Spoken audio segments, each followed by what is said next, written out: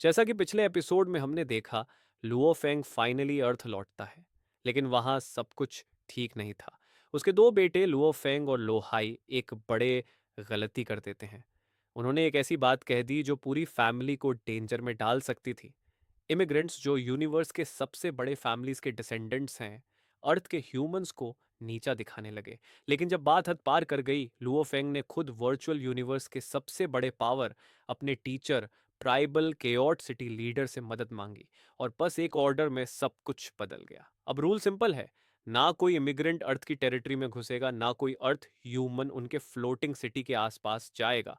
जो भी तोड़ने की कोशिश करेगा, सीधा मौत। इस एक हुक्म ने पूरी यूनिवर्स पॉलिटिक्स हिला दी। एक वक्त था जब अर्थ ह्यूमन सिर्फ अपनी दुनिया में चुपचाप रहते थे, पर इमिग्रेंट्स उन पर राज करते थे, जो चाहे करते थे।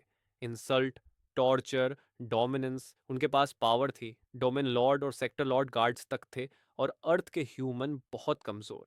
लेकिन फिर एक ऐसा ऑर्डर आया जिससे पूरा सिस्टम हिल गया। जीएलई एम्परर्स, जो ह्यूज आर्कडोजो का रिप्रेजेंटेटिव था, गुस्सा में चिल्लाया, ये ऑर्डर किसने दिया? मैं इसे अपर एशलॉन तक रिपोर्ट करूंगा।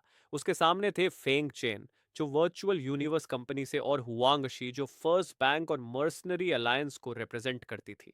हुआंगशी सबसे स्ट्रांग थी, एक एम्परर पिनिकल लेवल वॉरियर। जी एली का गुस्सा कम नहीं हुआ, पर फेंग चेन ने शांत टोन में बोला, ये ऑर्डर खुद प्राइमल केओस सिटी लीडर ने दिया है। जीएलई एकदम शॉक हो गया। उसके चेहरे पर डिसबिलीफ था। प्राइमल सिटी लीडर अब कुछ कहने को बचा ही नहीं था, क्योंकि वो वर्चुअल यूनिवर्स कंपनी का नंबर वन इंसान था। उसके ऑर्डर के अगेंस्ट कोई नहीं जा सकता। पर जीएलई के अंदर जलन थी। ये सब उस घटिया लुओ फंग की वजह से है। वो खुद एम्परर लेवल तक पहुंचा था, पर अपने मास्टर से मिल नहीं पाया। और Luo Feng direct disciple of city leader. दोनों के बीच लेवल का फर्क आसमान जमीन जैसा था। और फिर पूरी अर्थ हिल गई। एक ऐसी एनर्जी फैली जिससे हर कॉन्टिनेंट, एशिया, यूरोप, पैसिफिक, सब वाइब्रेट करने लगे। लोग पैनिक में, ये क्या हो रहा है? तीनों एम्परर्स स्काई में उठे और उन्होंने देखा, एक कोलोसल वाइन अर्थ के सेंटर से उठी थी, हजारों लंबी, एटमॉस्फेयर को चीरती हुई। हंड्रेड्स ऑफ वाइन पूरे कॉन्टिनेंट्स पर फैल रही थी। ये तो स्टार ईटिंग प्लांट है, हुआंगशी शौक में चिल्लाई। और ये अनडाइंग लेवल का है। जी एली ने कैलकुलेट किया, इसके पास 1,000 वाइन्स हैं। सब स्टंड हो गया। इतना बड़ा प्लांट पालने के लिए हंड्रेड्स वो बिलियंस मिक्स्ड एलिमेंट्स चाहिए। हुआंगशी डिसबिलीफ में बोली, क्या लुओफंग इतना अमीर है? फेंग चेन हंसा, ये सब प्राइमल केओस सिटी लीडर ने दिया है। ये 1,000 वाइन स्टार ईटिंग प्लांट एक एम्परर लिमिट वॉरियर जितना पावरफुल था। उसके वाइन्स 1 मिलियन किलोमीटर तक फैल सकते थे, और फ्लेम गॉड क्रिस्टल भी इसे डिस्ट्रॉय नहीं कर सकता था। और तब एक कोल्ड वॉइस पूरी अर्थ पर गूंजे, अब से कोई इमिग्रेंट लैंड रीजन में नहीं जाएगा, और कोई अर्थ ह्यूमन ओशन या फ्लोटिंग सिटीज में नहीं जाएगा।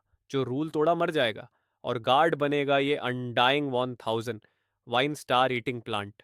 उस मूवमेंट अर्थ ह्यूमंस चेयर करने लगे। लुओफेंग ने हमारी रक्षा की, अब कोई हमें दबा नहीं सकता। इमिग्रेंट्स रेज में थे। ये कैसा ऑर्डर है? हमें बंद कर दिया गया। तीनों एम्परर्स बॉर्डर पर पहुंचे, और वहां था लुओफेंग। फेंग चेन ने रिस्पेक्ट से बोला, योर मैजेस्टी लुओफेंग। पर जी एली फिर भड़क गया, तुम ये प्लांट हटाओ, ये हमें इमिग्रेंट्स के लिए खतरा है। लुओफेंग ने उसकी आंखों में देखा, बस एक ठंडी सी मुस्कान दी, इडियट। और नेक्स्ट सेकंड वो वैनिश हो गया। जी एली का चेहरा लाल पड़ गया। बाकी दोनों एम्परर उसकी स्टुपिडिटी देखकर चुप रहे, क्योंकि सबको पता, आधा साल पहले यहीं उसका सिग्नल लास्ट बार मिला था। बाबा टाउस के माइंड लिंक से कहता है, मुझे बाहर आने दो। लुओफेंग उसे रिंग से रिलीज करता है। अब बाबा टाउ एक ब्लैक आर्मर में, छोटी सी बॉडी और दो गोल्डन हॉर्न्स वाला जिंदा एआई बन चुका था, जिसे लुओफेंग ने हार्ट ऑफ एवोल्यूशन देकर इवॉल्व किया था। बाबा टाउ के चेहरे पर गुस्सा था। उसके अंदर अब भी अपने पुराने मास्टर हुयनबो की मौत का दर्द जिंदा था। मैं उस सुओलोपू को मरते देखना चाहता हूँ, वो कहता है। लुओफेंग बस इतना बोलता है, मेरे पास ही रहना। फिर वो अपना गोल्डन आर्मर पहनता है। पूरी बॉडी ढक जाती है। कोई पहचान नहीं सकता कि ये कौन है। दोनों प्लैनेट के एटमॉस्फेयर में टेलीपोर्ट करते हैं। पाबाटा बेचैन है, चलो अंदर चलते हैं। लुओफेंग कहता है, पहले उसका लोकेशन कंफर्म कर लूं। उसका स्कैनर प्लैनेट को स्वीप करता है। बाबाटा गुस्से में बोलता है कि उससे कंट्रोल नहीं हो रहा, और लोफेंग शांत सा कहता है, कि ये अच्छा है। इसका मतलब बाबा टा अब महसूस करता है। तभी स्कैनर सिग्नल पकड़ लेता है। डेविल हैंड एम्पर प्लैनेट पर है और भारी चोट खा चुका है। प्लैनेट के अंदर उस समय पैलेस में कई सुंदर और इंटेलिजेंट औरतें काम कर रही थीं। उन्हें अनडेड गार्ड्स वार्न करते हैं कि डिमन एम्पर का मूड खराब है, गलती की तो मर जाओगी। तभी पैलेस के अंदर एक ठंडी सी आवाज गूंजती है, डेविल हैंड एम्परर। पूरा महल हिल जाता है। 800 से ज्यादा लोग जमीन पर गिर जाते हैं और एक भयानक प्रेशर सब पर टूट पड़ता है। छत उड़ जाती है और आसमान में एक गोल्डन आर्मर वाला आदमी चमक रहा है, लुओ फेंक। एक ही किक में उसने ग्रे आर्मर वाले eagle head devil hand emperor को नीचे पैलेस में फेंक दिया। उसके मुंह से सोना रंग का खून टपक रहा था। सब डर गए। कोई समझ नहीं पा रहा था कि यह कौन सी शक्ति है। डेविल हैंड हवा में तैरता हुआ रिस्पेक्ट से झुक जाता है। लॉर्ड ऑफ एम्पर पिनिकल ने, मैंने क्या गलती की? जो कहोगे दे दूंगा। लुओ फेंग ठंडे टोन में कहता है, तू बच नहीं सकता, आज तू मरने वाला है। डेविल हैंड के आंखों में डर भर जाता है। उसके कहने से पहले ही लुओ फेंक ब्लिंक करके उसके सामने आ जाता है। हाथ में क्लाउड कॉन्टैक्ट वाइन का जहरीला थॉर्न। एक ही वार में वो उसके आर्मर को छेद कर दिल में घुसा देता है। एक चीखी आवाज के साथ डेविल हैंड का शरीर तोड़ फोड़ कर क्रूड होने लगता है। सोना रंग का खून जमीन पर गिरता है और कुछ ही पल में उसका शरीर राख बनकर बिखर जाता है। सिर्फ आर्मर और वर्ल्ड रिंग बचते हैं जिसे बाबटा उठाता है। बाबटा नीचे आता है। उसकी रेड क्रिस्टल आंखें भरी हुई हैं। वो धीरे से कहता है, 60,000 साल बाद सब खत्म हो गया। लुओ फेंक चुप रहता है। फिर बाबटा बोलता है, बॉस, देखा वो मर गया। जिसने हमारे मास्टर को मारा था वो अब नहीं रहा। लुओ फेंक बस इतना कहता है, हाँ वो मर गया। बाबटा के लिए ये सिर्फ एक दुश्मन की मौत नहीं थी, ये उसके क्रिएटर के लिए पूरा हुआ बदला था। लुओ फेंग ने सिर्फ उसके दिल का बोझ हल्का कर दिया। लुओ फेंग ने जब डेविल हैंड एम्पर को मार गिराया था, बाबटा के अंदर का पूरा दर्द फटकर बाहर आ गया। हजारों साल तक दबाए हुए इमोशंस, अपने मास्टर की मौत का दुख और बदले की जीत का सुकून, सब उसके चेहरे पे क्लियरली दिख रहा था। वो धीरे से बोलता है, लुओ फेंग, अब मैं ठीक हूं, धन्यवाद। लुओ फेंग काम टोन में कहता है, मुझ पर हुयान बो का एहसान था और मैं उनका शिष्य बन चुका हूं। ये सब करना मेरा फर्ज था। फिर वो बाबाटा से पूछता है, क्या मैं तुझे वापस रिंग में भेज दूं? बाबाटा हाँ में सिर हिलाकर कहता है, हाँ मुझे अंदर भेज दो। वहां मैं और एम्प्रोर से गाइडेंस ले सकता हूँ। मुझे अंडाइंग बनने की कोशिश करनी है। लुओ फेंग एक थॉट से उसे रिंग में वापस भेज देता है। बाबाटा अब एक ऑटोमेटॉन रेस के जैसा बन गया था। सेक्टर लॉर्ड तक पहुंचना तो आसान था, पर अनडाइंग बनाना अब भी मुश्किल। लुओ फेंक नीचे देखता है।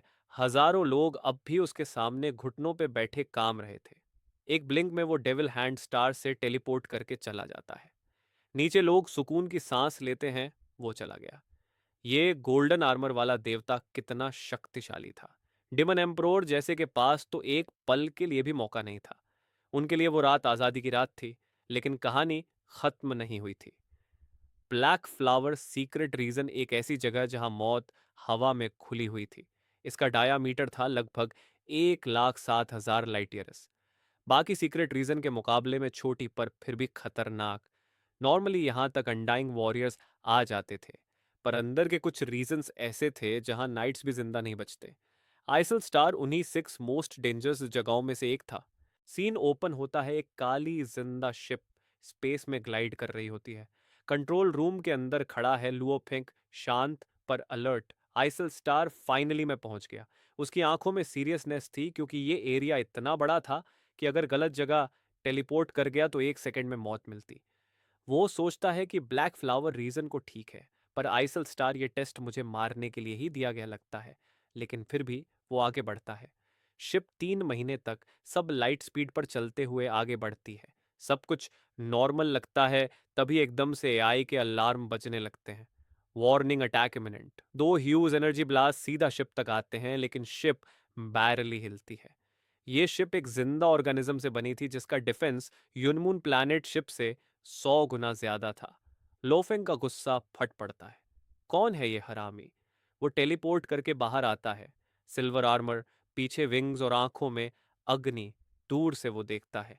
एक ग्रीन पर्पल गैलेक्सी जैसी रिवर्स स्पेस में चमक रही है। यही है आइसल स्टार का स्टार रिवर।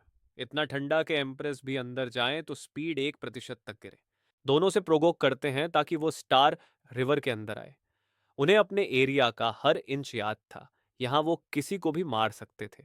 लो फैंग मुस्कुराता है, दोस्त कम, और अपने हाथ से 2 ब्लैक बॉल्स निकालता है, सील स्टार्स।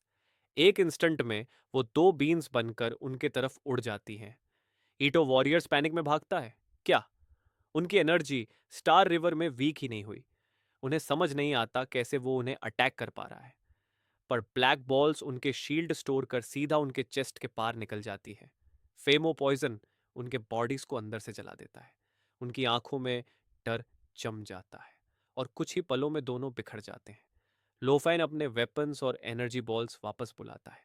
थोड़ा ठंडा सा कहता है, तो ओवर कॉन्फिडेंट इडियट है। उसके दिमाग में क्लैरिटी थी। ये तो सिर्फ आउटर जोन था। अंदर और भी बड़े डेंजर्स छुपे हुए थे। Frozen corpses, dangerous star belts और सबसे अंदर वो रीजन जहां कई प्लैनेट्स पूरी तरह बर्फ में जम चुके थे। लोफेंग स्पेस में खड़ा होता है। सामने आइस माउंटेन्स और शाइनिंग फ्रोजन रिवर्स। उसकी आंखों में एक काम डिटर्मिनेशन होती है। आइस हेल स्टार, अब तेरा असली टेस्ट शुरू होता है। और इसी के साथ ये वीडियो खत्म होता है। वीडियो अच्छा लगा तो लाइक कमेंट कर नेक्स्ट पार्ट और चैनल को सब्सक्राइब याद से करना।